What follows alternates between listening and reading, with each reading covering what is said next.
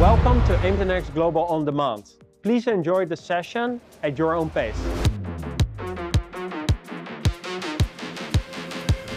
Thanks, Lord Browne, for hosting me here today. I'm excited for the conversation. And why don't we start off with an introduction and maybe tell the people something they don't know about you? Well, I'm John Browne. I like to think that I can describe myself as an engineer, a businessman, and an author.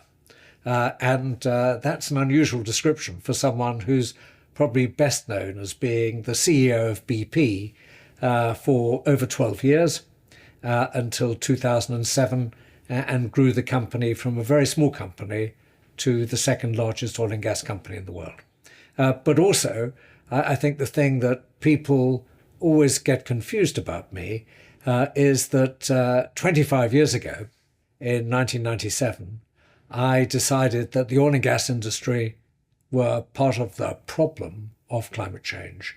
We had to admit it and we had to do something about it. And that shaped my life ever since then. But actually, my life was really shaped by the very beginning. My late father, a very practical man, former soldier, very practical, looked at what I was doing, and I was actually determined to stay at Cambridge University doing research. And he looked at me and he said, I think you ought to get a proper job. And I said to him, this is a proper job. He said, no, it doesn't involve the real world. He said, the minimum you should do is try it. And if you don't like it, you always go back to what you're doing. And I said, but I have to leave. And he said, if they think you're any good, they'll give you a year off or 2 years off. And if they don't, then they tell you something anyway. So I went off in a very strange way and asked BP if I could have a job for a year and go to America. And strangely, they said yes to both. And then I got a letter from them. In those days, letters were pretty formal. They started, Dear Browne. That's my second name. Your posting to Anchorage, Alaska is confirmed. And I'd thought New York, Los Angeles, San Francisco, but actually I arrived in Anchorage, Alaska, when there was almost no sun. It was the winter. And I was working 2 weeks in Anchorage, Alaska, and 2 weeks on the north slope of Alaska, 600 miles north, 200 miles north, so 300 kilometers, say, north of the Arctic Circle. And it was dark. And it was very light in the summer. And it was an amazing thing to be there. They said about Alaska at the time that if you tried everywhere in the United States, the last place you went was Alaska. But actually that was not fair and not true. It was a great place to be, and there weren't that many people there. And that's how I started my life in business. 1 year led to another, and then actually eventually I got to New York City. And enjoyed working there. Amazing. That's a fantastic story. And obviously you had a long and successful career in the global energy business. Now, much of your time you were focused on oil and gas, but in the recent years you've become a very strong advocate for the transition towards clean energy. So what was the turning point for you, and what compelled you to take a different view on energy? I think the energy business is, of course, the largest business in the world. It has been for a long time, and it spurred a lot of growth, good growth. Not only could people drive long distance and have a car for a household. I remember after the Second World War, and when I even joined the oil and gas business, 25 years after the Second World War ended, having a car, having an automobile was an unusual thing. So growth was on the cards. Everybody had growth in their minds, and oil and gas liberated people, freedom of the road, freedom to do things, as well as improve the general standard of living, not only in the West, but also around the world. So it was an interesting business to be in. And the reason I was there was because I loved solving the problems that were needed to be solved to make oil and gas production, exploration, production, delivery more efficient. And I realized as I was going on that there was a problem that this was the use of natural resources, which were diminishing, and they were natural resources that were made from carbon and buried, and then eventually, when you burnt them, you released carbon into the atmosphere. You released lots of other things as well in those days, and that was bad for the world. Clearly there was a connection. So by 1995, I'd figured out that what we had to do when I first took over as BP is to do a lot of listening and get a lot of people around a table tell us what was the science, what was going on here. And it was very clear that at the minimum we had to do was to take precaution against global warming. And that's the way BP started. I believe firmly that we needed energy, but we needed more types of energy and we needed cleaner energy. So we needed to capture carbon dioxide and store it. We had to generate electricity with wind and solar.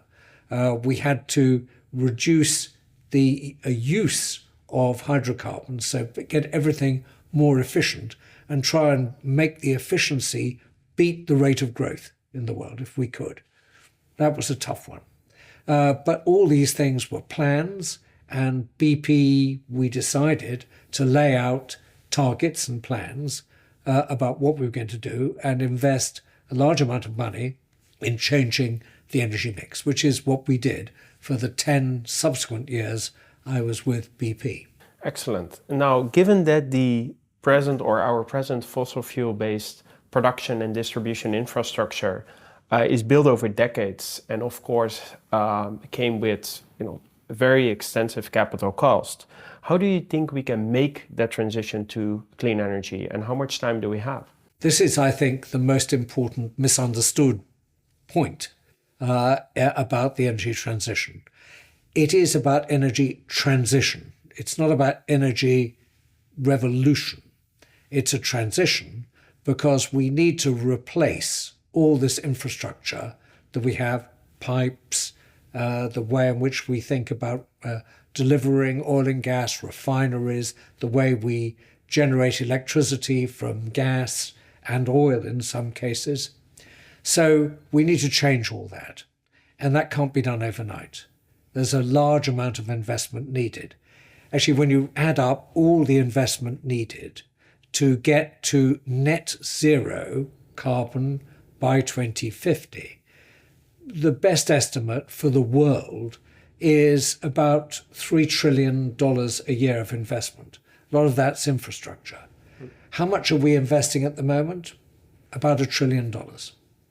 So we need to treble our investment rate if we're going to get to the target of keeping the temperature change in the world to 1.5 degrees or lower. And right now, I'd say we're falling way behind. And it's all because of infrastructure change. I think the other thing is it's easy to plan infrastructure on a piece of paper. And I've been involved in building infrastructure. I'm an engineer. I've been building infrastructure for a long time. And it's always the case. It always takes longer than you think. Supply chains, getting material, getting approvals, getting the regulations aligned with you, all of that takes time. An example is friends of mine in the nuclear industry remind me that it takes 4 years to build a nuclear power station. The only problem is it takes 7 years to permit a nuclear power station. So 11 years would be fast track. And nuclear power is one thing we will almost certainly need more of in the world. We minimum will have to replace what we've got at the moment. And that means we've got to think carefully about how to get everything going quickly and to figure out if we can get regulations which are still safe and good for society that allow us to work faster in this area and in other areas such as offshore wind.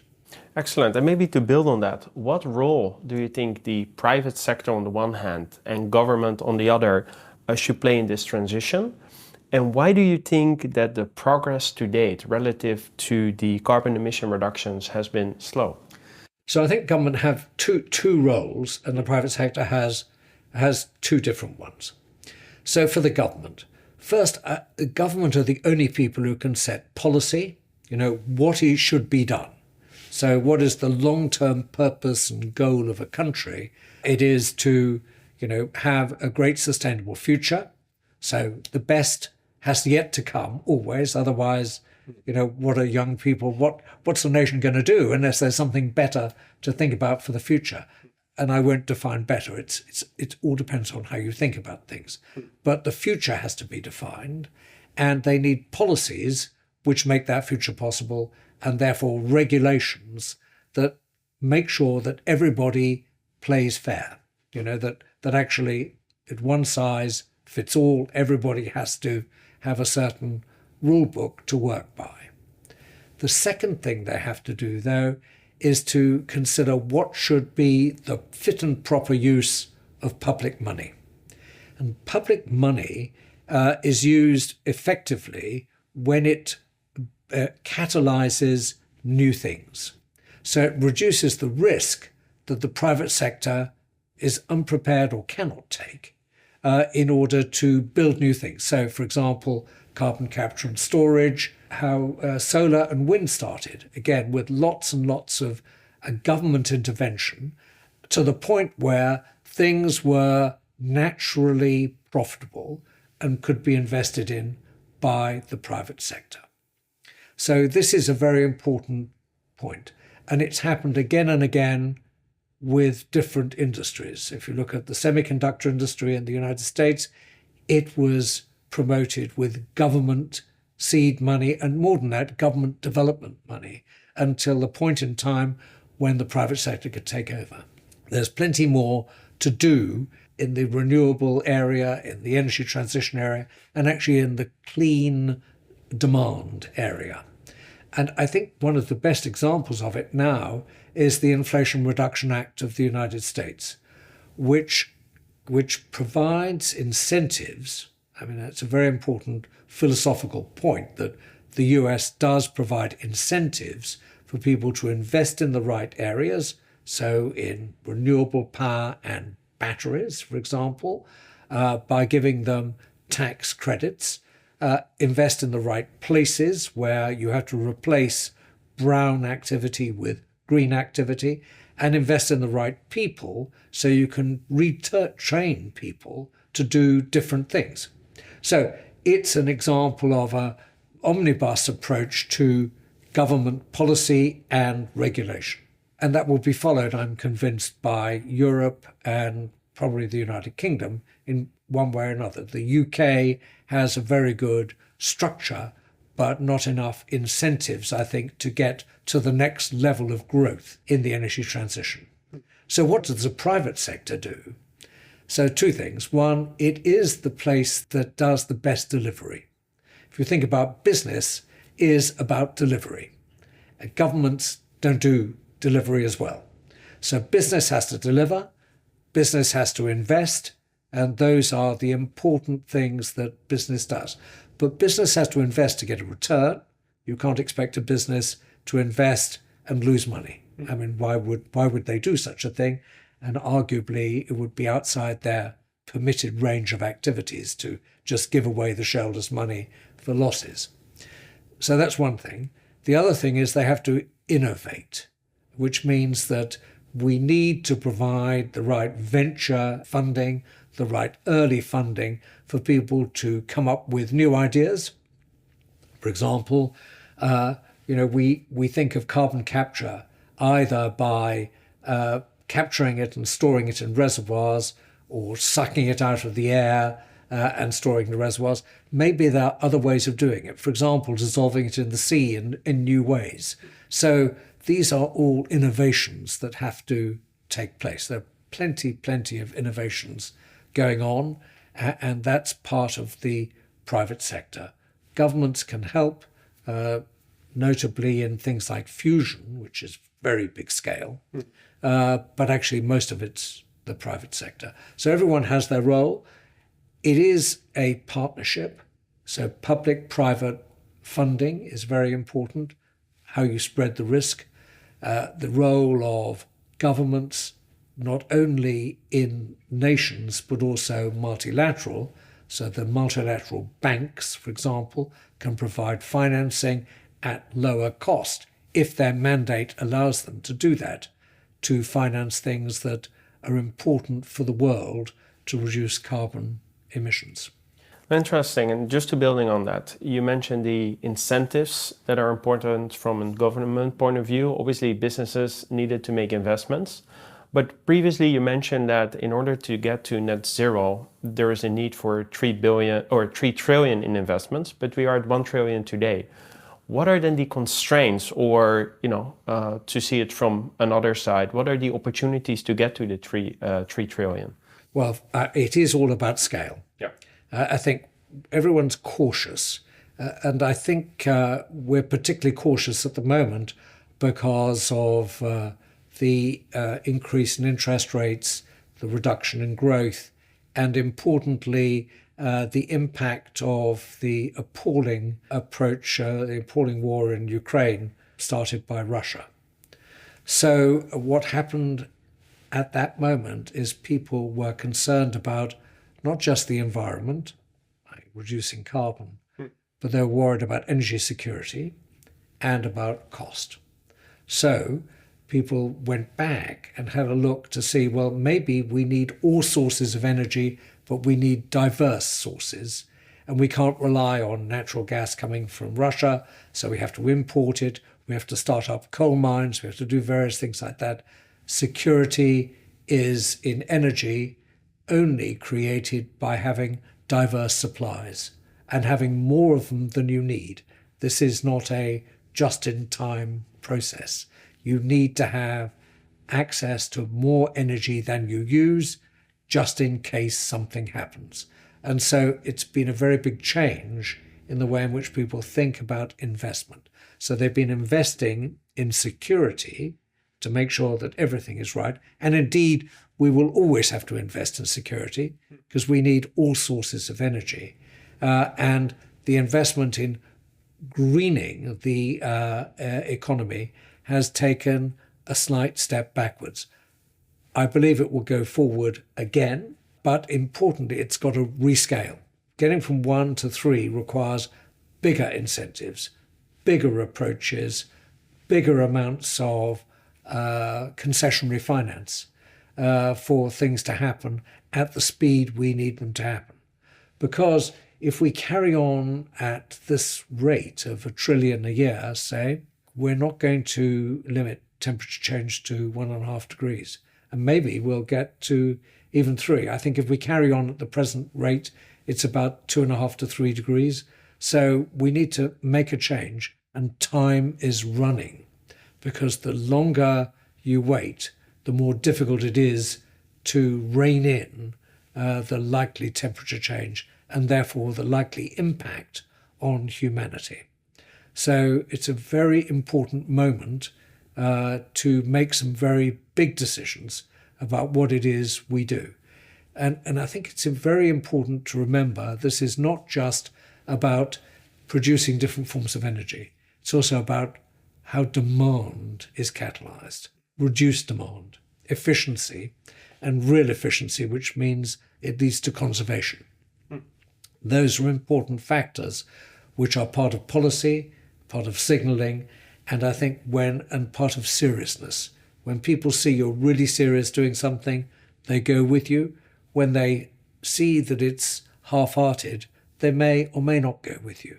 And I think a lot of people believe we must do something to reduce the impact of climate change. What they can't quite see is how much we have to do. And it's a lot in order to get there. Very interesting. And talking about investments, in recent years, you've established the BeyondNetZero Fund together with General Atlantic, with the focus of investments in technologies and companies aimed at climate change. One of the important objectives of the fund is the decarbonization of supply chains. Can you maybe elaborate a little bit more about, first and foremost, why is that important? And where, for instance, O9 Digital Brain is playing a role in that transition to clean energy? So I suppose supply chains are the nervous system and actually it is the blood veins, the arteries of the world, and they have to be more and more efficient. And the more efficient they are, the lower the carbon output in getting from goods and services from A to B, because there are plenty of points in between. So it's an essential move that people think about the effectiveness and efficiency of supply chains and also about their carbon footprint in so doing. Now, some of it will come out through simple efficiency, but even more visibility on carbon will make a big difference. So we've invested, and we're very privileged and very delighted to be an investor in O9 Solutions. But we also are an investor in EcoVadis, which does supply chain ESG rating, for example. And there are plenty of other things that one or other of Beyond Net Zero or their partners are invested in. For example, before I even set up, I founded Beyond Net Zero, I had an investment in a company that does marine supply chains. And we must remember that, of course, 90% of world trade is on the water, is marine. So linking that to supply chains, figuring out when containers actually arrive so you can match it with the rest of the transportation logistics and the supply chain on land is really a very important move for the future. And I think more and more people recognize that. We obviously need to worry about supply chains to make sure they're not only efficient, but also secure. And that's important because we were very much focused, I think, on making sure that just in time was the way to go, that inventories were reduced to the lowest possible economic level. I think here we have to think differently. Some inventories will have to be built for security reasons. And as someone who started his life in oil and gas, I remember very well. We invested in gas storage, but people slowly said, well, maybe we don't need that anymore. We do now. Oil storage and compulsory stocks of oil. Well, people thought we didn't need that either because the world was in surplus oil supply. We do now. So I think it's important to remember that. It's not just oil and gas, it's strategic minerals, strategic materials, it's chips, it's everything. So I think really understanding your supply chain and exactly how you're managing all components, including inventory, is critical. No, absolutely. Now, what is your level of confidence that you actually make this transition towards clean energy? Well, you need to know that I am an optimist. And the reason I say that is that I don't understand how you could be in business without being an optimist. I'm also an engineer, so I like to make sure that crossing a river on a bridge is not an optimistic activity. We should know that there is no doubt it won't collapse. We can't say to people, well, there's a 90% chance of this bridge working. It's got to be 100%. So engineer, optimist in business. And I also have a deep faith in people. People do not follow each other like lemmings and fall off the edge of a cliff into the sea. They don't do that. They look at the future. They want to believe in the future. And we, all of us, need to make it possible for future generations to do just that, to believe that there is a great future and the best is yet to come.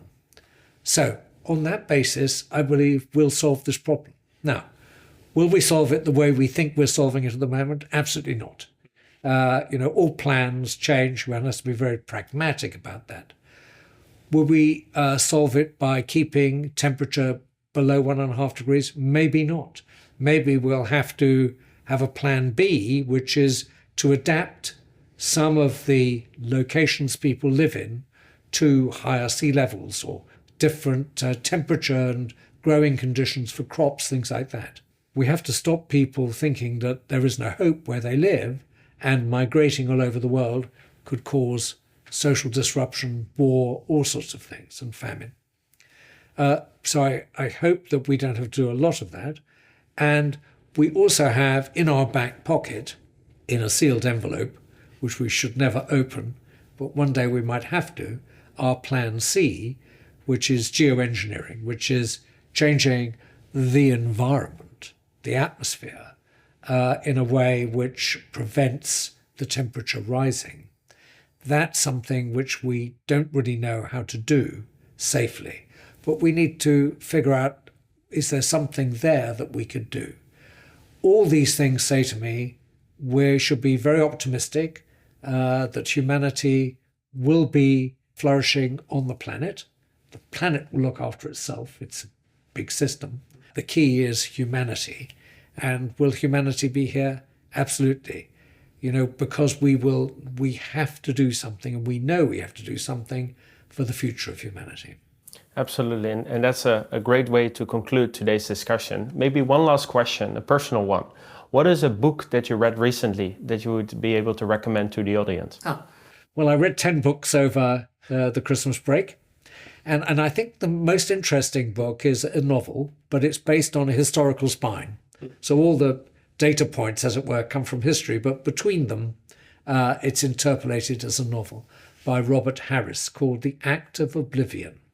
And it's set in the restoration of the monarchy in the UK, in the restoration of the monarchy, and Charles II is on the throne. And it explains a lot about extremism in the US, extremism in the UK and Europe. And I leave it like that. I think it's important to read it. After all, we are in the reign of Charles III, and what happened in Charles II's reign has remarkable echoes on what society is doing today. Excellent. No, thanks for making that recommendation. Also, thanks again for joining AIM 10X. And to the audience, thanks for listening and watching. And hopefully you found this inspiring, and see you in the next session. Thank you. Thank you.